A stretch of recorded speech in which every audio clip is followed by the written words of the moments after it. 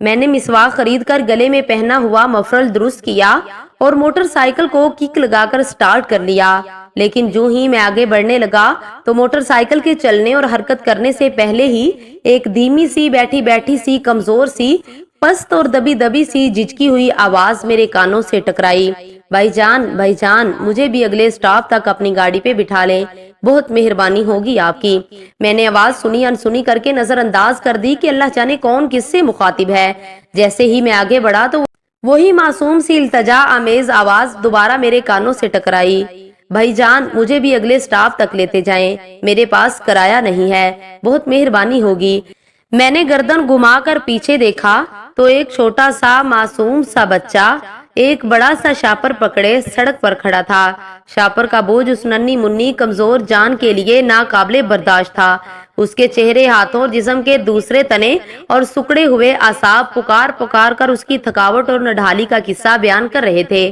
میں نے اس کو بوجھ اٹھانے کی تکلیف میں مبتلا دیکھ کر اس کا شاپر پکڑ کر موٹر سائیکل کی ٹینکی پر رکھا اور اس سے کہا بیٹھ جاؤ۔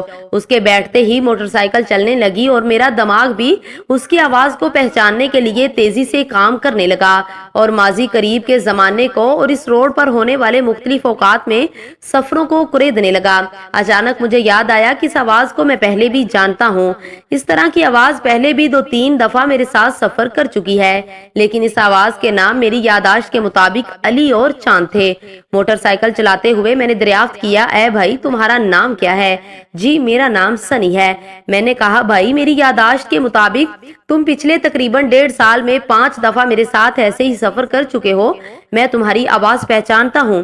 مجھے یاد ہے پہلے تم نے اپنا نام چاند بتایا، پھر ایسے ہی ایک سفر میں علی بتایا اور اب تم سنی بتا رہے ہو۔ یہ تم اپنا نام بدلتے کیوں رہتے ہو؟ ننھا منا معصوم پھول گھبرایا، شرمایا، ہکلایا اور پھر ڈرتے ہوئے ہلکے سے انجانے خوف کے خطرے کے احساس سے بلبلایا اور گویا ہوا، جی میرا نام سنی ہی ہے، چاند اور علی میرے سگے بھائی ہیں، آج میری باری تھی، وہ بیمار تھے اس لیے مجھے دربار آنا پڑا۔ اچھا طریقہ ہے یہ نام بدلتے رہے، اور جب پکڑے گئے تو کہہ دیا ان ناموں کے میرے اور بھائی ہیں۔ خوب بہت خوب۔ چھوٹی سی عمر میں ہی بہت تیز ترار اور ہوشیار چلاک ہو۔ میں خاموش ہو گیا کہ دیکھوں بچہ کیا جواب دیتا ہے۔ موٹر سائیکل چلتا رہا، گاڑیاں قریب سے ہارن بجاتی گزرتی رہی، میرے کان بھی بچے کے جواب میں محو انتظار اور ہمتن گوش رہے، لیکن جواب نہ آیا۔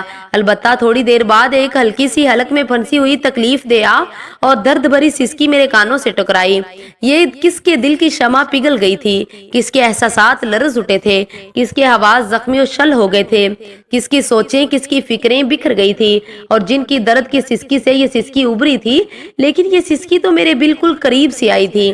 میں نے حیرت و استعجاب کے سمندر میں غرق فوری موٹر سائیکل سڑک کے ایک طرف روکا اور مڑ کر پیچھے دیکھا تو معصوم چھوٹی ننھی منی معصوم سی مستقبل کے سہانے خوابوں سے نامانوس آنکھوں میں 2 ننھے آنسو تیر رہے تھے۔ یہ سسکی بھی غمگین، پرنم اور پرغم آنکھوں کی ترجمان بن کر نکلی تھی۔ میں اس معصوم کی یہ حالت دیکھ کر سکتے میں آ گیا۔ فوری ذہن میں آیا کہ میں نے ایک معصوم دل کو دکھا دیا ہے۔ یہ کیا تم جواب دینے کی بجائے سسکیاں لے رہے ہو، رو رہے ہو؟ میں نے کہا بھائی جان میں ایسا بچہ نہیں ہوں، میں کسی کو دھوکہ نہیں دے سکتا، میں جھوٹ نہیں بولتا۔ بچہ رو دیا۔ میں نے اس کی توجہ ہٹانے کے لیے فوراً دوسرا سوال کر دیا، اچھا چھوڑو سب کچھ، یہ بتاؤ کہ یہ شاپر میں کیا ہے جو تمہاری کمزور اور ناتواز جان سے اٹھایا بھی نہیں جا رہا؟ حالانکہ یہ کوئی زیادہ وزن نہیں ہے۔ میرے سوال پر کچھ دیر خاموش رہنے اور سوچنے اور غور و فکر کرنے کے بعد اس نے دوبارہ آنکھیں اوپر اٹھائی تو افسردگی اور غمناکی دوبارہ اس پر چھا چکی تھی۔ کہنے لگے بھائی جان ہم 6 بہنیں اور 4 بھائی ہیں، کرائے کے مکان میں رہتے ہیں، غریب ہیں، بے کس بے بس ہیں۔ والد صاحب 7 سال قبل ایک زیر تعمیر مکان کے لینٹر سے گر گئے، کمر کی ہڈی ٹوٹ جانے کی وجہ سے آج تک بیمار ہیں۔ والدہ گھر سے نہیں باہر جا سکتی۔ ہمارا کوئی غم خوار نہیں، پیسے ہمارے پاس نہیں، ہم نے روٹی بھی کھانی ہوتی ہے، کوئی ہمیں دیتا ہی نہیں، اس لیے ہم 3 بھائی مل کر باری باری روٹیاں اور کھانا اکٹھا کرتے ہیں اور رات کو گھر لے جاتے ہیں، جو سب اللہ کا شکر ادا کر کے کھا لیتے ہیں۔ اب بھی اس شاپر میں چاول ہیں جو میں گھر والوں کے لیے لے جا رہا ہوں۔ میں اس کے ساتھ اپنے شک والے رویے پر بہت پشیمان ہوا اور پوچھا کہ تم چھوٹے سے ہو، تمہیں ڈر نہیں لگتا، اور کیا تم سکول نہیں جاتے، اور یہ چاول کہاں سے اور کیسے لائے ہو؟ तफसील से बताओ। ये सुनकर वो दोबारा बोला, लेकिन अब वो संभल चुका था और अपने आप पर जबत कंट्रोल कर चुका था। भाई जान, डर तो लगता है, इतनी खौफनाक ट्रैफिक में जान जाने का खतरा है। बच्चों को पकड़ने वाले भी इधर होते हैं, कभी किसी से झिड़कियां गालियां भी सुननी पड़ती हैं, किसी से मार भी खानी पड़ती है। ये सब कुछ अपनी जगह ठीक है, लेकिन हम इस चीज से खौफ खाकर घर बैठ जाएं तो गर्म में बैठी वालदा और भूखी बहनें कहां से खाएं। उनके लिए ये सब कुछ करना पड़ता है। बाकी जो हम चंद खुदा तरस लोगों की मदद से स्कूल जाते हैं, कभी कभी कुछ स्कूल वाले हमारी फीसें और किताबें वगैरह फ्री कर देते हैं और बाज लोग हमको स्कूल की वर्दियां ले देते हैं। यूं हम स्कूल में जा रहे हैं, जबकि बहनें वसाइल ना होने की बिना पर 7 क्लासों के बाद घर बैठ गई हैं। हम स्कूल से जब घर आते हैं तो हम में से एक फौरी दरबार अली हजवेरी भाटी में आ जाता है। खैरात बांटने वालों की खैरात जो चावल या रोटी दाल की शक्ल में होती है, इकट्ठी करता रहता है।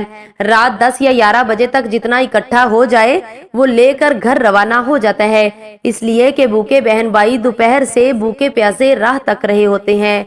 यूं किसी की मिन्नत समाजत करके मुख्तलिफ शॉपों पर उतरते चढ़ते हुए हम घर पहुंचते हैं। इस खाने के 3 हिस्से करते हैं, एक गरम करके खा लेते हैं, एक सुबह और एक हिस्सा दोपहर को खाते हैं। दरबार पर बटने वाली ये खैरात ही हमारी खुराक है, इसलिए हमें कोई खाने के लिए कुछ नहीं देता।